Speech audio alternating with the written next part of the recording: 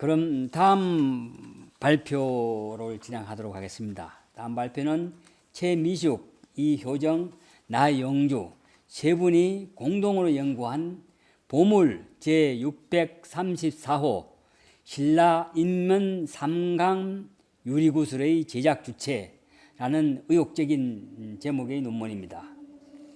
이 논문은 1973년에 경주 황남동 미추왕릉 지구에서 발굴된 연구자들에 따르면 세계 어느 곳에서도 찾아볼 수 없을 정도로 참 아름다운 구슬. 이 구슬과 견줄 만한 유리구슬은 지금까지 보고된 바도 없고 그 예술성과 정교성을 지금도 재해내기가 쉽지 않은 신라 인면 상감 유리구슬이라고 합니다. 그런데 이 구슬에 대해서 국내 연구는 거의 없고 외국 연구만 있을 뿐이라고 합니다. 근데 외국 연구의 결과는 모두 이 구슬이 인도네시아나 로마에서 생산된 것으로 보고 있다고 하죠. 본 연구는 이들의 연구에 대한 반성에서 시작됩니다. 논문은 바로 신라인에 의해 자체 제작되었을 가능성을 염두에 두고 진행됩니다. 이 논문을 작성한 세 분의 연구자 최미숙, 나영주, 이효정인데요. 다른 분은 오시지 않은 것 같고 오늘 이 자리에는 대표로 최미숙 발표자가 나와서 발표하게 됩니다. 최미숙 발표자는 현재 인하대학교 융합고고학과 통합과정에 재학하고 있습니다. 사단법인 대한사랑 교육위원으로도 활동하고 있습니다. 최 발표자님의 발표를 듣도록 하겠습니다. 네, 안녕하십니까. 저는 인하대학교 융합고고학과 최미숙입니다. 오늘 제가 발표할 주제는 말씀 들으셨다시피 보물 634호 신라 인면 상감 유리구슬의 상징과 제작 주체 파악에 관한 연구입니다. 이 연구는 의류 디자인학과 이효정 그리고 나영주 교수님과 함께 진행하였습니다.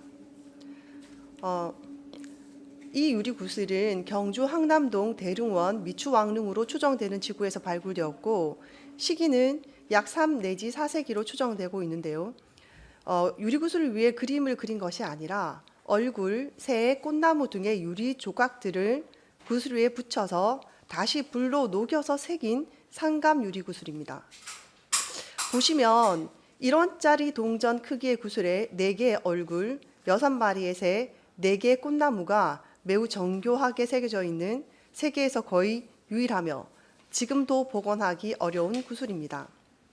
자, 이 아름다운 유리구슬은 우리나라에서는 아직 연구된 바가 없고 외국 학자들에 의해서만 연구되었는데 로마나 인도네시아산 수입품이라는 의견이 지배적입니다.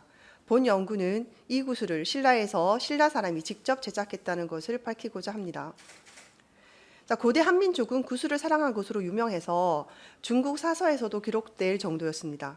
후한서를 보면 마한 사람들은 금, 보화, 비단 등을 귀하게 여기지 않고 오직 구슬을 귀중히 여겨 옷에 장식하고 귀에 단다는 기사가 있습니다. 그리고 북사에는 신라가 흰빛을 숭상하고 비단과 구슬로 장식한다는 기록이 있습니다. 자, 고대 한민족의 구슬에 대한 애착은 설화 속에도 잘 나와 있습니다. 구슬은 소원 성취와 신분 변화의 의미를 가지고 있습니다. 여우 구슬을 얻은 이는 초월적 지혜를 가질 수 있고 잉어의 구슬은 부귀를 가져다 줍니다. 그리고 여인의 구슬은 모든 것을 뜻대로 하는 여의주로서 이무기가 용이 되어 승천할 수 있도록 합니다. 또 우리 문화를 전해받은 일본의 경우도 구슬 문화가 있습니다. 일본에서 구슬은 왕권과 신권을 상징하고 있습니다. 일본어에서는 구슬을 뜻하는 옥, 주, 경과 영혼을 의미하는 영의 발음이 모두 다마로서 발음이 같습니다. 이것은 구슬의 영롱한 빛이 신 또는 신의 능력을 상징하는 것으로서 볼 수 있습니다. 자, 중국 사서 사마천 사기 귀책 열전에는 주옥과 보기를 일컬어 왕이 그것을 얻게 되면 오랫도록 천하를 보존하고 사이, 즉 변방 민족들이 복종한다고 되어 있습니다. 자, 정리하면 동아시아에 있어서의 구슬의 의미는 정치적 통합과 왕권, 또 소원하는 모든 것을 이루어지는 실력 등을 의미한다고 하겠습니다. 자, 기원전 5세기경에 한반도에서 나는 납을 혼합해서 제작한 유리 구슬이 발굴되었습니다. 우리 민족은 오래전부터 옥돌이나 보석 등 다양한 재료로 구슬을 만들어 왔고, 기원전 5세기부터는 유리로도 구슬을 만들기 시작했음을 알 수 있습니다. 그리고 인면 상감 유리구슬과 유사하지만 완성도는 떨어지는 유리구슬이 일본 토간모리 고분에서 나왔습니다. 이것은 인면 상감 유리구슬이 일본의 영향을 준 것으로 볼 수 있기에 미추왕릉 지구에서 발굴된 신라 인면 유리구슬이 단순히 수입된 것이라고 하기에는 좀 더 연구가 진행되어야 될 것으로 보입니다. 그리고 지금 경주에는 수백 기의 구분이 있습니다. 근데 그 중에서 왕릉으로 추정되는 것만 36기입니다. 그런데 그 중에서 정식으로 발굴된 것은 단 4기뿐이고 4기에서 모두 상감 유리구슬 또는 유리재 유물들이 대거 발굴된 것으로 유추해 볼 때 향후 발굴 결과에 따라 유리의 역사가, 우리나라에 있어서의 유리의 역사가 달라질 수도 있다고 봅니다. 따라서 본 연구는 신라 인면 유리구슬은 신라에서 자체 제작되었음을 제시하고자 합니다. 연구 방법입니다. 첫째, 선행 연구를 분석하였고, 두 번째, 유리 및 금속 가공 기술력을 비교해 보았습니다. 세 번째, 디자인 문양의 상징 분석과 네 번째, 신라의 유리구슬 및 유리 제작 기술을 고찰해 보았습니다. 그리고 다섯 번째, 향후 과제이기도 하지만 신라와 해양 실크로드에 대해서 살펴보았습니다. 선행 연구 분석 및 유리 및 금속 가공 기술력 비교입니다. 자, 이 구슬은 영국의 랭턴 박사와 일본의 요시즈미 츠네오에 의해 연구되었습니다. 랭턴은 얼굴의 수가 4개인 것은 브라흐마의 4개의 얼굴이며 목에 2개의 주름은 부처의 주름, 새는 브라흐마가 타고 다니는 백조 함사라였고 꽃은 불교 사원의 프렌지판이라고 하였습니다. 인도네시아가 불교와 힌두교를 다 받아들이면서 두 문화의 요소가 섞인 것으로 설명하고 있습니다. 그리고 요시즈미 츠네오는 유리구슬 속의 인물을 로마의 왕과 왕비라고 하였고 새는 흑해 연안의 백조라고 하였습니다. 두 사람 모두 당시 우리나라에서는 유리를 제작할 기술이 없었다는 것을 전제하고 신라 제작은 고려하지 않은 것 같은데 이 점은 매우 아쉬운 부분입니다. 자, 먼저 요시즈미 츠네오의 주장을 살펴보겠습니다. 그는 이 구슬을 로마에서 제작하였고 실크로드를 통해 수입된 것이라고 합니다. 그리고 유리구슬 속 인물을 로마의 황제와 황후라고 하고 새는 흑해 연안의 백조라고 합니다. 그렇다면 과연 신라 인면 유리구슬은 로마산일까요? 자, 오른쪽은 고대 로마에서 제작한 인면 유리구슬입니다. 먼저 확연히 다른 모양을 확인할 수 있습니다. 눈의 모양은 마른 모에 코는 뭉툭하며 얼굴선만 있습니다. 이에 반해 신라 인면 유리구슬은 동그란 눈에 가늘고 오똑한 콧날에 귀, 머리카락, 앞가슴 등이 선명합니다. 그리고 기술력 차이도 확연합니다. 로마 구슬은 180도 일축형, 즉 한 방향으로만 제작된 것이고 신라 인면 유리구슬은 360도 구형입니다. 자, 랭턴 박사와 로마 박물관 전문가도 신라 인면 유리구슬은 로마 유리구슬과 무관함을 인정한 바 있습니다. 그리고 신라 인면 유리구슬에는 인물을 특정 지을 수 있는 요소가 풍부하다고 언급하였습니다. 다음 랭턴 박사의 주장을 살펴보겠습니다. 그는 이 구슬이 인도네시아에서 동남아시아 해상 실크로드를 통해 들어왔다고 하면서 인도네시아 현지에서 상감 유리구슬 제작을 재현하였습니다. 자, 그렇다면 신라 인면 유리구슬은 과연 인도네시아 자바산일까요? 신라와 인도네시아의 기술력을 한번 비교해 보도록 하겠습니다. 자, 보시면 왼쪽은 신라 인면 유리구슬이고 오른쪽은 랭턴이 자바 현지 기술자를 통해 재현한 것입니다. 방법은 유사하지만 기술력을 비교하기가 어렵습니다. 자, 이것은 인도네시아 자바의 유리구슬들입니다. 무늬가 있는 것은 상감 유리구슬이고 없는 것은 일반 유리구슬입니다. 상감 문양이 비교적 단조로운 것을 알 수 있습니다. 자, 왼쪽은 자바 국립박물관에 전시된 상감 유리구슬이고요. 오른쪽은 경주 대릉원, 천마총, 황남대총, 신기총의 상감 유리구슬입니다.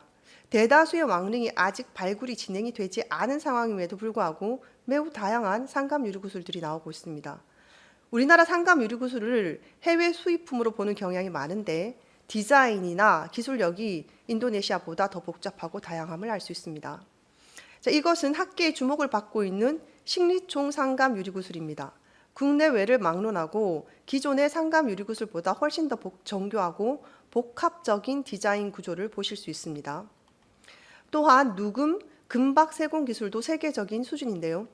유리구슬에 금박을 입힌다든지 금에 유리를 박아 넣는 등 다양한 고품격의 유물들이 쏟아지고 있지만 인도네시아에서는 보기가 어렵습니다. 유리에 금박을 입힌 목걸이입니다. 자, 성곽다나 쌍조문 금박은 신라의 뛰어난 금박 세공술을 엿볼 수 있는 것입니다. 3.6cm의 작은 금박에 머리카락보다 가는 굵기 선으로 2마리의 새와꽃을 그려 넣었습니다. 자, 신라의 상감 유리구슬 제작이 현재까지 전해지지 않아 아쉽지만 삼국시대까지 넘쳐나던 유리구슬은 고려 시대에 들어서면서 제작이 확연히 줄어들어 사라지다시피 하고 대신 청자상감 기법이 유행하게 됩니다. 도자기는 유리와 같은 재료인 유약을 발라서 고온에 굽는 것인데 2200도가 넘는 고온의 가마 기술은 유리 제작보다 훨씬 더 어려운 기술임을 감안할 때 유리 문화가 도자기 문화로 이어져 갔을 가능성이 있습니다. 자, 국내 연구가 중에서는 유리 연구가 이인숙 박사가 인면 유리구슬을 황건복음과 함께 중앙아시아에서 들어왔다는 주장을 한 바 있습니다. 이인숙 박사의 견해를 짚어보겠습니다. 먼저 인면 상감 유리구슬의 얼굴을 중앙아시아적 화장을 한 여인이라고 했습니다. 그런데 중앙아시아적 화장에 대한 근거와 배경이 좀 부족합니다. 또 한국은 고대 유리 조성 성분에 있어서 납바륨, 칼륨, 소다, 납유리의 4종류가 모두 발견되나 모두 외래에서 온 수입품이라고 하였습니다. 그렇지만 다양한 성분과 제작법은 고대 한국이 유리 생산국이자 무역국이었을 가능성도 있습니다. 세 번째, 짙은 남색 유리구슬은 코발트 첨가가 필수이나 한국 내에는 코발트 원산지가 없다고 하셨는데 경상도 분진의 열소 광맥에 코발트 이온이 존재하며 코발트가 첨가되지 않은 남색 유리가 존재하기 때문에 심도 있는 추가 연구가 필요합니다. 네 번째, 인도 아리카메두가 인도 태평양 구슬의 기원이라고 하셨는데 아리카메두가 위치한 남부 인도는 당시 청동기나 철기 문화가 제대로 이루어지지 않았기에 유리 제작이 이루어졌다고 보기가 어렵습니다. 자, 선행 연구 및 유리 금속 가공 기술력 비교 결과입니다. 로마는 디자인 기술력으로 보아 로마 인면 유리구슬과 신라 인면 유리구슬의 연관성을 파악하기가 어렵습니다. 인도네시아는 유리구슬 제작 기법은 유사하나 기술력이 미치지 못하고 청동기 철기 문화가 발달되지 못했으며 신라 인면 유리술 구슬과 같은 제품이 나올 수 있는 기술적 인프라가 구축되지 못했다고 봅니다. 신라는 인면 상감 유리구슬을 제작할 수 있는 충분한 기술적 인프라가 형성되어 있으며 고려시대 이후 상감 유리구슬 생산은 거의 사라지다시피 하지만 대신 고려 청자를 비롯한 도자기 기술의 발달로 이어졌음을 확인해 보았습니다. 두 번째로 디자인 문양의 상징 분석, 얼굴, 새, 꽃나무를 중심으로 살펴보겠습니다. 첫 번째로 얼굴입니다. 유리구슬 속에는 4명의 얼굴이 나옵니다. 자, 이것은 서로 다른 인물을 표현한 것입니다. 랭턴은 얼굴 개수 4개를 브라흐마의 4개의 머리라고 하였습니다. 그러나 브라흐마의 머리는 동일 인물이기에 똑같이 생긴 4개를 붙이면 됩니다. 그러면 제작 방법도 매우 쉽고 간단합니다. 그런데 이 유리구슬을 만든 이는 4명의 서로 다른 인물을 표현하고자 했던 것 같습니다. 따라서 서로 다른 4개의 얼굴을 따로 만들어서 붙였습니다. 그러므로 이 4개의 얼굴이 브라흐마라고 하기에는 추가적인 설명이 필요하다고 봅니다. 얼굴의 색 또한 신라는 흰색을 송상하였으며 머리카락 보시면은 머리카락도 새도 모두 흰색입니다. 얼굴의 흰색이 백인의 얼굴색을 표현한다고 보기는 어렵습니다. 그리고 처음 서양인이 우리나라를 찾았을 때 황인종이 아닌 백인으로 표현했다는 기록이 있습니다. 우리나라 사람들의 얼굴은 하얀 편입니다. 그리고 눈과 코의 부드러운 선은 오히려 동양적이라고 할 수 있겠습니다. 다음으로 랭턴은 목주름이 두 줄이라서 부초를 상징한다 했습니다. 그러나 잘 보시면은 한 줄은 턱선, 즉 얼굴 윤곽선입니다. 2줄의 목주름은 차고이며 한 줄은 목걸이로 추정됩니다. 끝으로 가장 중요한 것은 머리 장식인데 사실 이 부분이야말로 가장 결정적인 것입니다. 그런데 이것은 로마나 인도네시아와는 전혀 무관한 것으로 당시 신라 백제 고구려 양식에서 보이는 금관 장식이나 화랑의 천지화로 추정됩니다. 가운데 부분은 상투를 표현했을 수도 있습니다. 얼굴의 상징을 종합해 볼 때 구슬 속 인물은 신라 왕족의 조상으로 추정됩니다. 다음은 경북 의성 나주 고구려 집안에서 보이는 금동관으로서 신라 인면 유리구슬의 머리관과 매우 유사한 형태를 보이고 있습니다. 그리고 부도지와 단군세기에는 천지화가 나오는데요. 소도에는 반드시 경당을 세워 미혼 젊은이를 교육했다고 하는데 그들을 국자랑이라고 했으며 이들이 밖에 나갈 때는 머리에 천지화를 꼽았으므로 사람들이 천지화랑이라 불렀다는 기록이 있습니다. 한민족과 연결되는 홍산 문명에서 출토된 돌과 뼈로 만든 펜던트에서 이 얼굴 모양을 확인할 수 있는데요. 여기서 인면상감 유리구슬에 얼굴을 새긴 기원을 찾을 수 있겠습니다. 목걸이에 새긴 얼굴은 조상이나 신을 상징합니다. 인면 유리구슬은 단순한 장식이 아닌 주술적 성격이 강하다고 볼 수 있겠습니다. 또한 6마리의 새는 오리 또는 닭으로 추정되는데 특히 오리는 한자로 갑조입니다. 새 중에는 으뜸이새라고 할 수 있겠습니다. 오리 모양의 제기는 생활 도기가 아닌 제기로 사용되었으며 천진기 박사에 의하면 유라시아 유목민은 우주를 상계인 하늘, 중계인 인간, 하계인 지하로 나누는데 오리는 하늘, 땅, 지하 수계를 마음대로 다니는 천상의 신명과 통신하는 안테나 역할을 한다고 전합니다. 오른쪽의 정창원의 7호병은 부리가 새의 모양이고 새와 꽃을 그려넣었습니다. 3000년 전 추정되는 농경문 의기와 낙동강 유역에서 많이 보이는 앞형토기 그리고 오리 모양의 솥대 등을 통해서 삼국식이 오리를 얼마나 신성히 하였는지 알 수 있습니다. PPT를 보여주세요. 네. 자, 흰닭으로 보는 견해도 있는데 삼국사기 4대 탈월 왕조에는 금성 서쪽 시림의 나무 사이에서 닭이 우는 소리가 나는 것을 들었다. 호공이 가서 보니 그곳에는 나뭇가지에 금빛 나는 작은 상자가 걸려 있고 흰닭이 그 아래서 울고 있었다. 상자 속에는 어린 사나아이가 들어있었고 그 아이는 자태와 용모가 뛰어났다. 그의 이름을 알치라고 하였다. 그는 금빛이 나는 상자에서 나왔기 때문에 성을 김씨라고 하였다. 시름을 고쳐 계림이라 부르고 이를 국호하였다는 기록이 있습니다. 신라는 김씨의 시조와 관련되는 새이기에 인면 유리구슬과 관련이 있다고 할 수 있겠습니다. 다음으로 꽃나무입니다. 인면 상감 유리구슬의 꽃나무는 꽃잎의 문양이나 가지 패턴이 신라의 화조도나 금관의 패턴과 유사합니다. 아래 보시면은 복촌동 고분의 금동관의 패턴과 그리고 팔뚝가리기에서 보이는 패턴과 이 꽃나무의 패턴이 일치함을 알 수 있습니다. 반면 인도네시아 고대 문양에서는 이와 유사한 패턴을 찾기가 어렵습니다. 자, 디자인 문양의 상징 분석 결과를 말씀드리겠습니다. 신라의 경우 머리 장식, 새, 꽃 등이 역사적 기록과 더불어 구슬 속 인물의 신분을 특정 지을 수 있는 구성 요소가 풍부한 것에 반해 인도네시아의 경우 힌두교와 불교 요소가 섞여 있다고 하더라도 두 문화의 요소가 섞인 다른 유사한 예를 찾기가 어렵기 때문에 이러한 주장을 일반화시키기 어렵고 또 고대 인도네시아의 문양 중에서 유사한 꽃 문양을 찾기가 어려우며 가장 중요한 인물의 특정 요소인 머리 장식은 전혀 언급을 하지 못하는 것으로 미루어 인도네시아 수입품으로 보기는 어렵겠습니다. 다음으로 신라 유리구슬 및 유리 제작 기술을 고찰해 보겠는데요. 신라 인면 유리구슬을 수입품으로 보는 이유는 당시 신라에서 자체적으로 유리를 제작할 수 있는 기술이 원활하지 못했다고 보는 견해가 지배적이기 때문입니다. 그러나 원료를 수입하지 않고 신라가 자체적으로 초기 철기 시대 이후부터 꾸준히 유리구슬을 제작할 수 있었다면 신라의 기술로 인면상감 유리구슬을 제작할 수 있었다고 봅니다. 다음은 신라 자체적인 유리구슬 생산 가능성에 대해서 살펴보도록 하겠습니다. 자, 고대 한민족은 조개, 돌, 흙, 옥, 황금, 흑옥, 동물의 뼈 등 다양한 재료로 아름다운 구슬을 만들었습니다. 그러나 대부분의 구슬은 유리로 제작하였습니다. 현재 대한민국 박물관에서 보유하고 있는 구슬 대다수를 차지하는 많은 양이 유리로 제작된 것입니다. 그럼에도 불구하고 몇 군데를 제외하고는 유리 구슬이라고 하지 않고 그냥 옥 내지는 주옥이라고 이름을 붙여놨습니다. 저는 유리를 유리라고 말하지 못하는 특별한 이유가 있는지 정말 궁금합니다. 자, 양이 많은 만큼 제작 방법도 다양합니다. 그리고 한국 전 지역에서 제조 공정을 보여주는 유물들이 발굴되고 있습니다.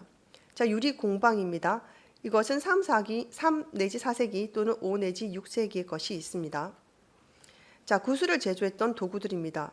고조선의 유적으로 추정되는 윤영성 북표 강가둔 유적에서는 구슬 제조에 사용한 것으로 보이는 석범이 나왔고, 대롱옥 거푸집이나 구분옥 거푸집, 그리고 철심, 유리 슬래그 등 다양한 유리 제작 관련 유물이 발굴되고 있습니다. 현재 학계에서는 5 내지 6세기 이전에는 유리 괴와 같은 원재료를 수입하거나 유리 구슬을 직접 수입했다고 합니다. 그런데 기원전 5세기부터 유리 구슬이 확인되고 있기 때문에 우리나라가 600년을 넘게 꾸준히 유리 구슬을 수입해 왔다는 것은 설득력이 매우 부족합니다. 그래서 일각에서는 3, 4세기부터 유리 구슬이 제작되기 시작했다고 보기도 합니다. 자, 우리나라에서는 아직 제기되고 있지 않지만 세계적인 유리 연구가들은 굴이나 철을 재련하는 과정에서 유리가 만들어졌을 가능성을 이야기합니다. 저명한 유리학자인 로버트 브릴 박사는 굴이나 철을 녹이는 용광로에서 나오는 규산질 슬래그를 사용하여 유리가 제작되었을 것이라 이야기합니다. 규산질이란 규소를 말하는데 유리의 주 성분이자 유리를 반질거리게 하는 성분입니다. 도자기의 반질거리는 성분이기도 합니다. 자, 슬래그는 쇠를 만들 때 위에 뜨는 찌꺼기입니다. 자, 유리질 슬래그라는 것은 금속 재련 시에 나오는 반질거리는 성질이 있는 부산물입니다. 자, 철이나 구리를 만들면서 나오는 슬래그를 재활용해서 바로 유리로 제작했을 가능성이 높다는 것입니다. 프랑스 박물관 연구원인 데이비드 브루가리트는 구리 재련 과정에서 슬래그로 인해 실리카 또는 망간 기반 유리가 개발되었다고 비롯한 3국은 청동기뿐만 아니라 철기 강국입니다. 인하대학교 융합고고학과 복기대 교수는 우리나라 청동기 역사를 기원전 25세기 약 4,500년 전으로 보고 있습니다. 우리나라의 청동기나 철기 제작 수준은 세계적입니다. 따라서 청동기나 철기 제작 과정에서 자연스럽게 유리 제작이 이루어졌을 가능성이 높습니다. 이를 뒷받침하는 자료가 있습니다. 경북 월성군 내남면 덕천리에는 1980년대 초에 초기 신라 시대의 것으로 추정되는 유리를 녹였던 가마터와 유리처럼 생긴 덩어리가 발굴됩니다. 그런데 이 조성비를 보면 빨간색으로 이렇게 네모난 것을 보시면은 거의 대부분이 실리카, 즉 유리를 만드는 규산질 성분입니다. 약 60에서 70%를 차지하는데요. 이것은 성분으로만 보면 확실히 유리입니다. 그런데 이것을 한국과학기술원의 최주 박사와 서울대 박물관 이인숙 박사 등이 성분 분석을 한 결과 철 성분 입자가 발견되었기에 유리가 아닌 철 슬래그라는 판정을 내립니다. 자, 아래쪽에 강문동 슬래그를 보시면, 조성비를 보시면 규소 성분이 약 25%인 것을 알 수 있습니다. 아래 것도 슬래그이고 위에 것도 슬래그인데 위에 거는 성분이 60, 70%이고 아래는 25%인 것을 알 수 있습니다. 두 개의 조성비는 큰 차이가 나죠. 이 덩어리는 어쩌면 슬래그와 유리의 중간 가능성일 수도 있습니다. 철 슬래그를 유리로 가공하는 단계에서 중단되었을 가능성이 있기에 이 덩어리를 슬래그라고 단언하는 것은 섣부른 판단일 수 있습니다. 여기에 대한 연구는 더 심도 깊게 이루어져야 된다고 봅니다. 자, 이 유리처럼 생긴 슬래그는 유리인가 슬래그인가 의견이 분분했습니다. 그래서 이 가마터는 처음에는 유리 녹인 가마터라고 신문에 실렸다가 다시 나중에는 쇠를 녹인 가마터라고 다시 신문 기사에 실리게 됩니다. 여기에 대한 추가 연구가 필요하다고 봅니다. 이것은 강문동 유적에서 나온 4점의 구슬과 1점의 슬래그입니다. 같은 장소에서 유리구슬과 유리구슬을 닮은 슬래그 조각이 함께 발굴된 것입니다. 자, 이 아래쪽에 보이는 1점 슬래그는 반질거림이 있어서 유리구슬처럼 사용되었을 가능성도 제기되고 있습니다. 자, 흑요석도 보석으로 사용되었기에 유리 슬래그 중에서 유리질이 많이 들어간 것은 검은 유리구슬처럼 사용되었을 가능성이 높습니다. 자, 그래서 여기에서 철 성분을 걷어내고 이 아래쪽에 그 슬래그 성분을 보시면 철이 60%입니다. 그래서 이 철성분을 걷어내고 여기에 식물재 등 첨가물을 첨가하면 화려하고 아름다운 색으로 바뀌면서 세균류가 될 수 있는 것입니다. 금속 재련을 바탕으로 유리를 제작했을 가능성을 지금까지 살펴보았는데요. 이 연구가 좀 더 구체화된다면 철기 강국 신라 그리고 삼국에서 일찍이 유리를 제작했음을 방증하는 자료가 될 수 있을 것으로 보입니다. 그렇다면 자연스럽게 철기 강국 그리고 유리 강국에서 얼마든지 신라 인면 유리 구슬을 제작할 수 있는 것입니다. 다음은 마지막으로 신라와 해양 실크로드에 대해서 살펴보겠습니다. 이것은 슬래그 기반 유리 제작과 더불어서 향후의 연구 과제이기도 합니다. 자, 유리 제작에 관한 연구는 해양 실크로드를 새롭게 바라볼 수 있는 전환점이 될 수 있다고도 봅니다. 자, 유리는 크게 세 종류로 나뉘는데, 자, 나트륨 유리는 주로 유럽, 이집트, 중동에서, 그리고 칼륨 유리는 인도, 동남아시아에서, 그리고 납바륨 유리는 산동 반도와 중국 동남 해안에서 주로 나타납니다. 그런데 우리나라에서는 특이하게도 이 모든 유리들이 다 나타나고 있습니다. 자, 소다 유리, 나트륨 유리라고도 하는데, 소다 유리는 육로로, 포타시 유리, 포타시 칼륨 유리라고도 하죠. 이것은 해로로 들어왔다고 합니다. 또 이제 중동의 유리 제작 기술이 인도 아리카메드로 가고 아리카메드 인도를 통해서 다시 동남아시아를 통해서 우리나라까지 온 것으로 보고 있습니다. 그런데 남부 인도는 청동기 문화부터 제대로 이루어지지 못한 것이 통설입니다. 또 유리 제작 흔적도 아직까지 보이지 않았습니다. 그러므로 일찍이 여기에서 유리 제작이 이루어졌다고 보는 것은 좀 무리가 있습니다. 자, 그런데 신라의 경우 지금까지 살펴본 바와 같이 유리구슬에 대한 문화적, 기술적 인프라가 풍부한 데다가 해양 항해술까지 뛰어난 것으로 알려져 있습니다. 일본 서기에는 신라선을 타고 당나라로 갔다는 기록과 신라가 선장, 이 선장은 배를 만드는 장인을 말합니다. 선장을 일본으로 보내어 일본에서 이나베의 시조가 되었다는 일본 서기 기록이 있습니다. 여기 이나베의 한자는 저명부입니다. 근데 이 저명부를 일본어의 훈독으로 읽으면은 저는 시로 읽힙니다.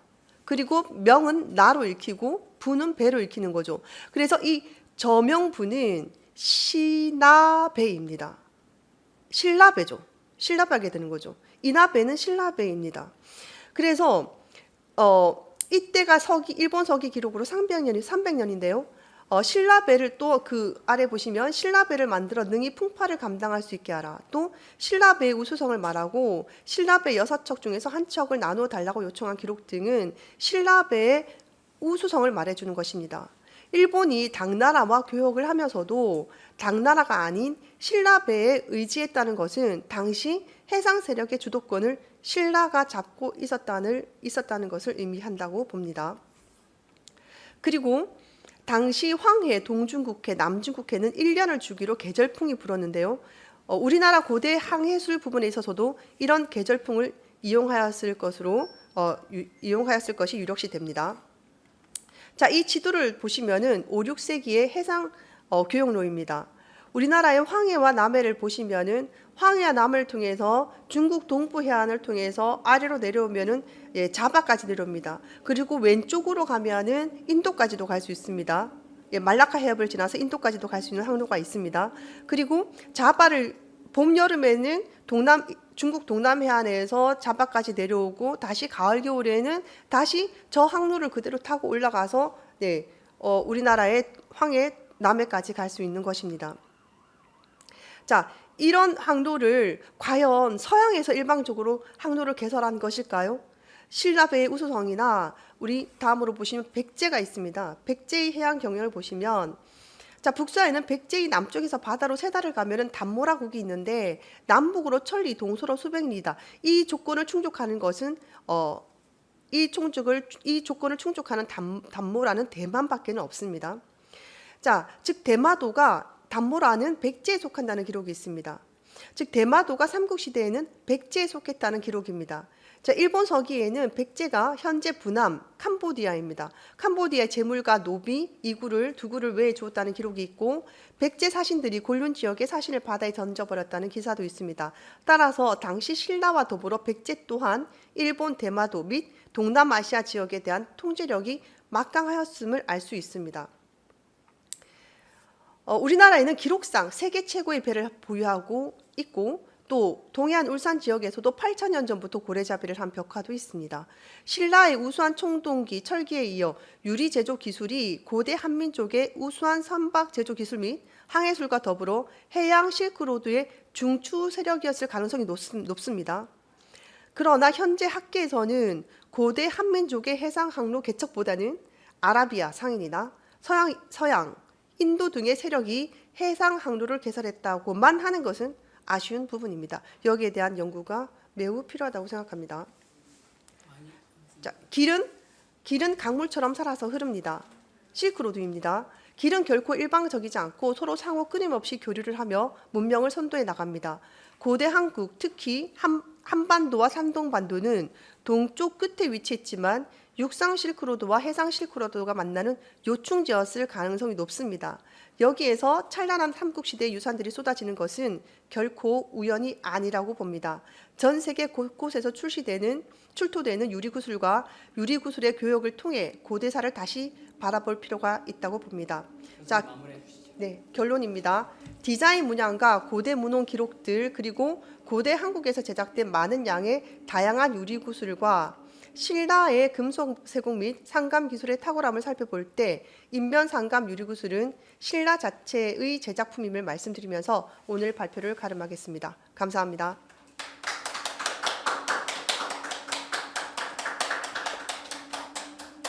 네, 수고하셨습니다.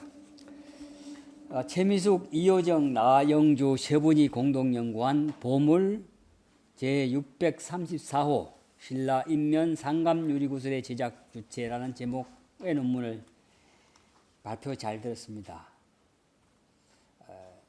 워낙 의욕적으로 한 연구라서 조금 더 정리가 간단하게 하겠습니다. 보물 제634호 신라 인면 상감 유리구슬에 관해 국내 연구는 없고 외국 연구가 주를 이루었는데 이들은 이 구슬이 인도네시아와 로마에서 생산된 것으로 보고 있다고 지적했습니다. 이에 대한 반성으로 시작된 이 공동 연구의 결과는 몇 가지로 요약하면 이렇습니다. 첫째, 고대 한민족 및 신라가 전통적으로 유리구슬을 제작하였다. 둘째, 인면 삼감 유리구슬의 문양 중 상투와 금관, 식관, 꽃나무와 새 등이 모든 디자인 요소가 신라의 것이다.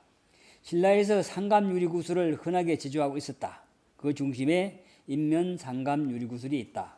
유리구슬은 장악하였던 해상 무역을 장악하였던 신라가 해상 실크로드 무역의 중요한 품목이었다. 다량의 유리구슬이 출토되고 있고 인도네시아, 동자바 등은 신라의 해상 실크로드 기착지였던 것으로 보인다. 등등입니다. 이와 같은 결론을 얻어낸 세 분의 공동 연구자들에게 박수를 보냅니다. 연구자들이 지적하는 바와 같이 향후에 추가적인 고고 발굴과 연구 성과에 따라서 유리구슬을 통한 고대 해상 무역과 더불어 신라를 비롯한 삼국의 역사가 재조명되기를 사회자도 함께 기대해 봅니다. 수고했습니다. 8,500만 대한국인 여러분, 대한 역사문화 광복 대장정에 동참하지 않으시겠습니까?